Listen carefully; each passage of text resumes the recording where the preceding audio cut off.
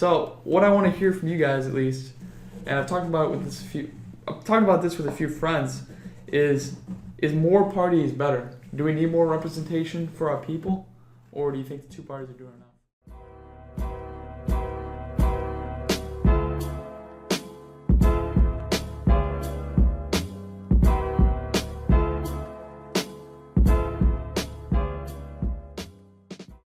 Okay, so when we're talking about whether parties are accurately representing people, right? The obvious answer to this question is no, because when you look at congressional approval ratings, I mean they're in the toilet, and they have been for a few decades now, right? So clearly there's a sentiment in this country that they don't speak for us, okay? And I think that's a reason why we see lower turnouts in elections. Is that why would I want to go vote for someone that I don't agree with? Right, and I think that you're never gonna agree with anyone 100% except yourself, right? And I think what this two-party system has created, it's created a system where you can agree with somebody on 30% of the issues, right? And then still vote for them. Or I think that the two-party system creates one-issue voters. I think you would still generally have one-issue voters. I think it creates more one-issue voters, though. Because if you had more perspectives, more opinions, if you had more parties, almost like a parliamentarian style, like in Canada and in England and France, where there's numerous amounts of parties, right? I think that would one, raise turnout, because I think it would create more discussion in our discourse, and I think it would lead to more varied opinions. You saw in that French election, you had Marine Le Pen on the right, you had Macron, who was sort of a centrist kind of candidate, and then you had Mélenchon, who was a socialist. He was kind of like a Marxist, actually. Yeah. So you had those were the three main candidates in that election, and they offered a wide array on the spectrum. I don't know. I think we even see that with two-party systems. So, and that's almost focusing in on a primary. So when we look at the general election, we have, not even the president. Look at the general election between like Beto O'Rourke and like Ted Cruz, right? Those are two staunchly different people. Look at the presidential election. Hillary Clinton and Donald Trump are like opposites, okay? I mean, they're not necessarily opposite, but I mean, Hillary Clinton is pretty moderate, and Donald Trump, honestly, isn't that conservative. I don't think they're opposite, but they are pretty far apart. It's very different choices, not even based on partisanship, but almost based on character. Very different choices. But I think when you look at the primary, and I think us as American people need to take a look at the primary and see, do we want to focus our voting in on the primary, or focusing our voting on when we have to choose between Donald Trump and Hillary Clinton. When we had 17 Republicans to choose for president, we had people like Rand Paul, we had people like Chris Christie, and then we had establishment people like Jeb Bush, and then we had people like Donald Trump, right? So Rand Paul, like, very libertarian. Like, almost doesn't even, it's almost like, why is he a Republican? Because he differs so much from the GOP currently. Yeah, he's arguing with more Republicans than he is like Democrats on the stage. You have Rand Paul on that stage. You have Chris Christie, who is almost in agreement with Donald Trump, but he also is a little bit more conservative. And then you have Jeb Bush, who's like literally the most establishment on that stage. And then when you look at the Dems, you have 5 people, not 17, but you have Bernie Sanders. You have like a literally democratic socialist, like literally almost Marxist, and then you have, Martin O'Malley, who is like for government subsidized healthcare, like all payer systems, but isn't necessarily for like a single payer system like Bernie, and then you have like Hillary Clinton, who's not for like the $15 minimum wage, and then you have, who the hell was on that stage? It was like Lincoln Chafee. Lincoln Chafee and Jim Webb were the other two. Exactly. Jim Webb was like literally such a Republican. There was a Saturday Night Live skit where Jim Webb was on the stage, and it was like, I think Alec Baldwin was Alec playing. Baldwin. We're gonna get a clip of this. Who's Martin O'Malley or something? I don't know who was Martin O'Malley. I think it might have been Tom Hanks who was Martin O'Malley. But I remember Jim Webb. He was like, "Can I speak?" You know, I know. And then there were he was always saying This that. thing was so funny. Yes. We'll try to play this clip afterwards if we can find it.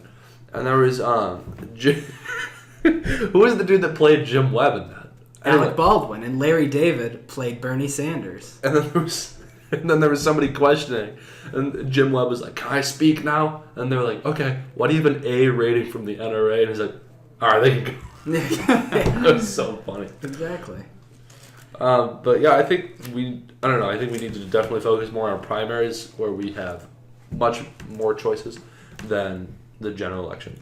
Yeah, look, France is a beautiful system. Let's talk about that a little bit. The runoff election, I love that, where you have a lot of candidates in the beginning, which is something we have in both of our parties, but you limit it down to 3. Is it always 3? Every election in France, is it always 3? It went down to 2. It went to Le Pen and to Macron. Yeah, so it goes to 3, and it goes into 2. I mean, you get at least another perspective, another person to pick within this.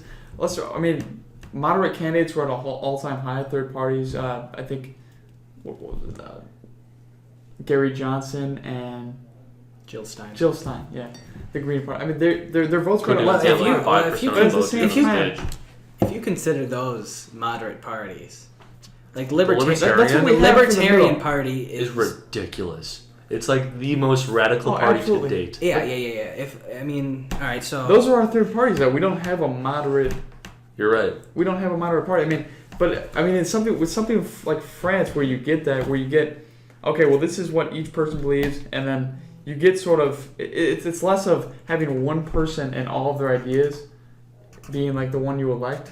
It's more like, okay, you have a lot of choices and you can see each break down, and there's more of a selection. It's Dude, I thought I identified as libertarian, and then I watched that presidential debate, and I was so wrong. Oh yeah, I mean there was a question about whether driver's licenses should be even given out. And by Gary the Johnson was government. in favor, and He he got got booed. He got He was booed. booed Yeah. by a whole crowd. There was a guy on there who ran for president that he had a Netflix documentary. I'm forgetting his name.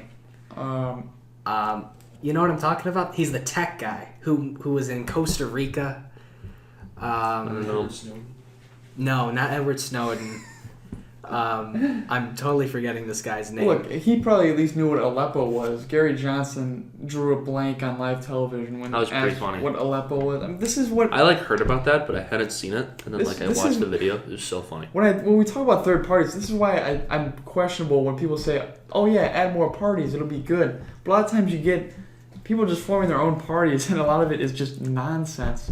So I mean, you have to have if you're gonna change the system of the primaries, you have to have at least a party or two to add that's actually going to be something that's going to represent the people, not just be something dumb and outlandish like a lot of. I mean, they got a lot of votes, but I mean that could be just because people don't like Trump or Hillary. Yeah.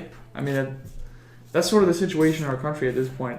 A lot of people will vote third party, but just because they don't like either of the other two candidates. So, Yeah. All right. So right now I'm drawing up a playbook. A political spectrum spectrum, here. yeah. So from left to right, if you want to zoom in on this, by the way, from left to right, that is economic issues, right? And so we have D representing Democrats, R representing Republicans, L for Libertarians, and Green for the Green Party.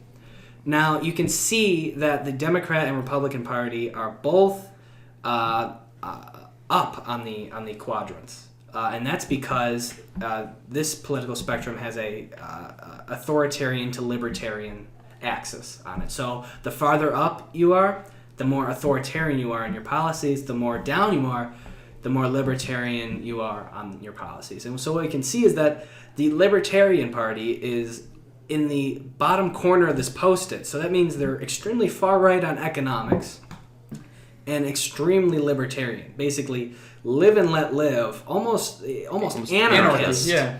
in their ways. The Green Party is further left economically than the Democratic Party, and they're also more libertarian than the Democratic I don't think the Republicans Party. would go top right. I think the Republicans would go down a little bit more. The Republicans are definitely more authoritarian than the Democrats. I disagree. It's the party that founded the Patriot Act. It's the party that was against Chelsea I'd agree. Manning. I That think was I think in the 2016 elections, You can we got like these Tax Cuts and Jobs Acts, and we got this all this stuff promised about the federal government shrinking. I think we saw a lot of that fail. I think I personally don't like the $4.4 trillion budget. I think it's huge, but I think that Huge. I think the Republican Party platform is the idea of shrinking government. So shrinking government doesn't necessarily mean you move down Drain the on the swamp. spectrum. That would just mean you move further right on the spectrum. why? Because that's an economic policy, and the more you shrink government, that's less government intervention, which means you're further right on the economic spectrum. That doesn't affect the most the definitely vertical affects. axis. That's why libertarians Absolutely all the way in the bottom. But look, I think it's fair to put this Republican government that far on the right and that high, just because we got these drain the swamp claims. But I think the swamp. I think what's ideal for the Republican Party is lower than that. I don't think the Republican Party is Not this destined to be Republican authoritarian. No, I don't think they're destined to be authoritarian necessarily, but that's not why they're so high.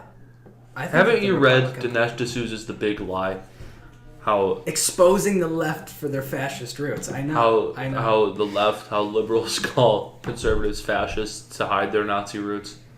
Jesus, man, you gotta watch that. You know what? Listen, FDR watch was that, a read secret that. Was a secret fascist. That's right. Anyway, there's a lot. Absolutely. There's a lot we can learn. A lot we can discuss about election reform.